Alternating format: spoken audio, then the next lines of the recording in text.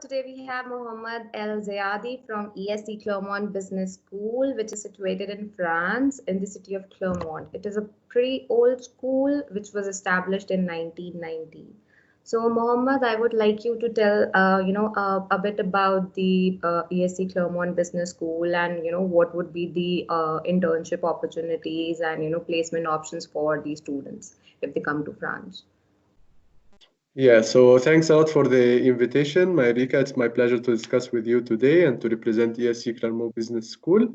So we are a private business institution located in the city of Clermont-Ferrand, which is in the Auvergne region, right in the center of France. It's a medium-sized city, and we are offering both undergraduate and postgraduate programs that are focusing on management disciplines, so marketing, finance, accounting, HR, international business, all of those domains that are related to business and management. And so the undergraduate level, bachelor program, and postgraduate degrees as well. And as you said, so the institution celebrated its 100 years old last year. And it's one of the oldest existing business institutions in France. Great, great. So, Mohammed, what would be the internship opportunities for the students if they, come for undergrad programs or master's program, and how the students are placed once they are enrolled in the, business school? Yeah, so you see, this is the major question that someone has before coming to our school. What are my career opportunities? Because the difference between universities and business schools is that we are more focused on preparing those students for their job.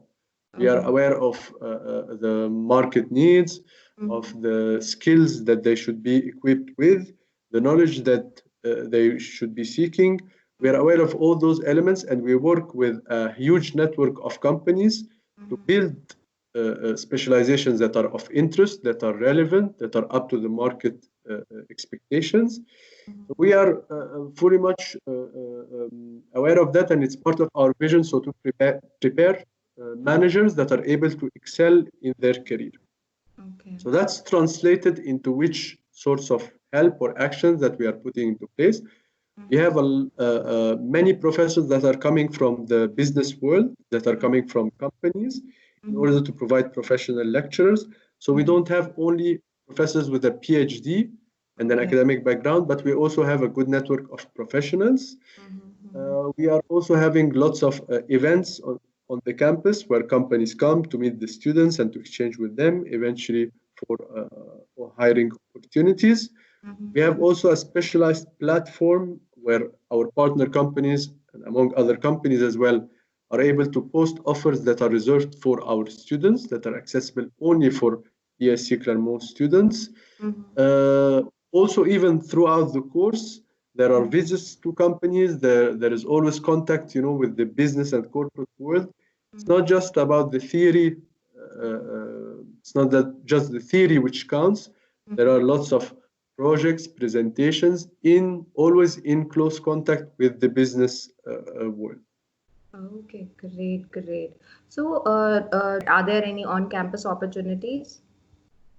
There are on-campus opportunities, but I don't want to give the impression that it's like, the American campus, where it's a huge campus with thousands and thousands of people, and so thousands of opportunities inside the cafeteria, inside the library, all over the campus. They would be hiring, for like part-time opportunities or even eventually for jobs. In our case, our school, it's a medium-sized school.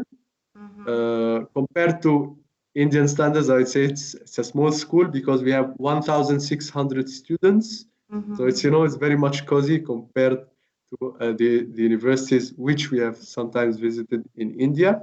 But it does happen occasionally that we take some students for internships. Me, for example, I'm graduate of the same school, and I've done my internship within the school itself, and now I'm working on a full-time basis.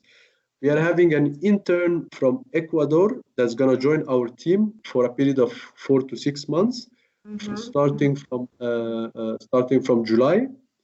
and she's studying in our MSc program. So it does happen from time to time that, yeah, we take some interns, but it's really more common, of course, to have students, once they finish the school, they move to another city or to another place in order to do their training or to take the work employment. Inside the campus, there are, Yes. let's say, limited opportunities. Okay. However, of course, externally, there is a huge demand and supply when it comes to jobs and internships, because the French economy is a strong one and the companies are in need of skilled labor. So it's very common that students, once they finish their course, they are able to find good opportunities external from the campus itself. Okay. So, Mohammed, I have faced a lot of questions in terms of marketing program. So, what if a student is enrolled in an international business program or with the marketing specialization? So, what are the opportunities in France for this program? So the marketing, I'd say the two most demanded, let's say, disciplines, or two of the most demanded disciplines now that we have witnessed in our institution, there is so digital marketing and business intelligence. Why? Because they are fields that are witnessing a huge change every single day. You know, the Yes. tools that we are using are evolving, they are changing, and so companies are seeking people who are able to be ahead of the competition and master those new techniques. And Yes, that's yes. why the marketing course that we're offering, the specialized masters, it's a very attractive program, which is focusing on two main areas: international commerce, so importation and exportation, sales, and all of those things, and then digital marketing, so everything that has to do with the web. So marketing on social media channels, web analytics, understanding, the traffic of the website, even website development, all of those, things, emailings, all of those things that are involved in digital marketing and that are essential now, especially, this lockdown situation has showed us that the importance even of being able to handle everything pretty much digitally and sell our products and everything that we are doing on the web itself. Okay, okay.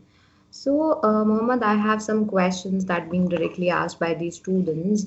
If they are enrolled for September 2020 intake, and due to any reason they are unable to come to France, maybe because the visa is rejected or maybe because of the current situation, COVID. So, how the classes will be resumed. Yeah, so there are lots of questions now. It's true that the situation is not very clear for everyone. That is why in the business school, so we have anticipated this worst case scenario in case the borders are closed, for example, because it might be that, in France, we overcome this situation and we bypass this peak and the cases go down and the country opens up. But it doesn't mean that it's going to be the case in the rest of the world and in all of the other countries. That's why we decided to not change the date of entry into the program, which is so for the bachelor and master management scheduled in September, and then for the MSc it's the end of September. So there will be no change in the date. However, we will provide the possibility to all the students, no matter wherever they are, if they're able to come to France, it's good enough. They're able to join the courses inside the campus. However, if for one reason or another, let's say that there is a government restriction, let's say that the air travel is banned, let's say that, for example, they are still on lockdown, whatever, for some reason or the other, they are not able to come to France, they would still benefit from following the courses live as all the other students that are there in the institution through special digital tools. that also ensure the interaction, of course, between professors and the students. So this way, we are not penalizing anyone, and all of the students are having an equal access to the courses. Those who are already here in France, and those who are able to make it, but also those who are blocked in their home institution. So there would be no interruption at all in that case. They would be able to start the course online and then come to France to join the courses in the campus whenever the opportunity is there. So we provide this assurance for the full first semester. So if someone is not able to come in September, and rather they are able to come in November, for the first 2 months, they would follow the courses online, and then they would join starting from the third month. Okay. And what if the student doesn't want to study online? They want to come to France and then would like to resume their course. And so can the offer be deferred in that case? Yeah, of course. Yeah, we have provided, or we have always decided to provide flexibility for our students based on, there is always this approach that is there in our school that we don't deal with students as a bulk, we deal with it really with every student project, that it's very essential to make this experience work and to make it worth it. So when this situation happened, we of course took even further measures, to support the students and to make sure that all their questions are answered and all the scenarios are anticipated to provide the relevant solutions. So yeah, of course, we would be flexible enough to, let's say, defer the application or the enrollment to the next year, to 2021. Okay, I got it. Okay, and there could be a situation that students, are unable to submit their documents, like the recommendation letters, or they are unable to give English exam, which could be required for different programs. So how would you help in that case? So the same logic and same mentality is there, is supporting the students, no matter what. So we are aware that there are language testing centers that are closed now, so they're not able to pass the English test. So we do accept other documentation, like the medium of instruction, for example, in English, the Duolingo test that they can do online. When it comes to the reference letters, we inform them that they just put the contact of their professors, and it's our responsibility to reach out to them. If they're having, for example, they're receiving their transcript later on, then we are able to accept initially the electronic transcript. So every single measure that's there, which is able, where we enable the students to feel reassured and to continue the process, we will definitely take. Okay. So you mean to say, they can either submit the details, recommended details, or they can submit the letters later on as well. So in that case, it could be a conditional letter, right? Yeah. For example, yeah. So that is also possible. Yeah. Okay, Let's great. say that there is a document a single important document that is missing. We can go ahead with the conditional offer based on the mutual respect and the confidence that we have that the student would provide the supplementary documentation later on. Okay, great. Okay, and okay. So, would you like to, share anything which the student should note down while taking admission in ESC Clermont Business School? What are the benefits that school can provide to a student? Is there anything that you would like to, bring in notice to the students? Yeah, so let's say what are the quickly, like giving a brief of the selling points of the school. Yes. So ESC Clermont, we have all the international accreditations that are there. So AMPA, AACSB, APAS, CGE. So all of those are, of course, sign of the quality of the courses that are provided. Second thing is that we have international programs in the sense that the program content is international. We are striving to prepare business managers with an international mentality. And this international aspect reflects on pretty much everything. On the professors that are in the school. Some professors are coming from Germany, US, UK, visiting professors. Even administration-wise, me, I'm from Egypt. I'm working with a colleague from China, another colleague from the UK. So there is a very multicultural environment that's there, which is very beneficial for the students. Yes. We have more than 60 nationalities that are represented on the campus. And we have in total something like 500 international students. So the international experience as a whole. Third thing is this individualized support that I talked about before, that we are there, we are working side by side with the student to achieve their objectives, to prepare them for their future job, because we are aware of their goals, their objectives, and then we work together to really build something of value for each and every single student. So I think yeah, those are the major things that students appreciate the most. And lastly, to end with, this focus on practical or applied knowledge rather than pure theory, because our school is engaged in this sort of approach, learning by doing. That's why when we talk about internships, apprenticeships, all of those things, where students bring their knowledge into practice. Okay. So, Mohammed, one last question.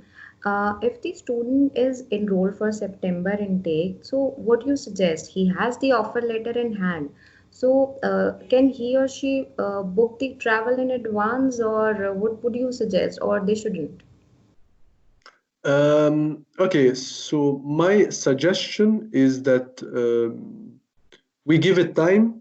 In all cases, we wait for the upcoming few weeks. However, when it comes to the application process, there is nothing to lose, because in all cases, our school doesn't charge any application fees. So I suggest that the students, they go ahead with the application process. They continue, with the full process in order to avoid losing any time. Because let's say, what happens if the situation all of a sudden is resolved and the student didn't move and he still has to move by this point, then it means that they would have lost time. So I suggest that they go on with the application process. They connect with the agency, with the universities, in order to get more details. Now they have more time to really build their project and prepare. Okay, which is the country that we need to go to? Is it France? Okay, and this institution, to really gather information and details, and really build everything little by little, since they have the time now.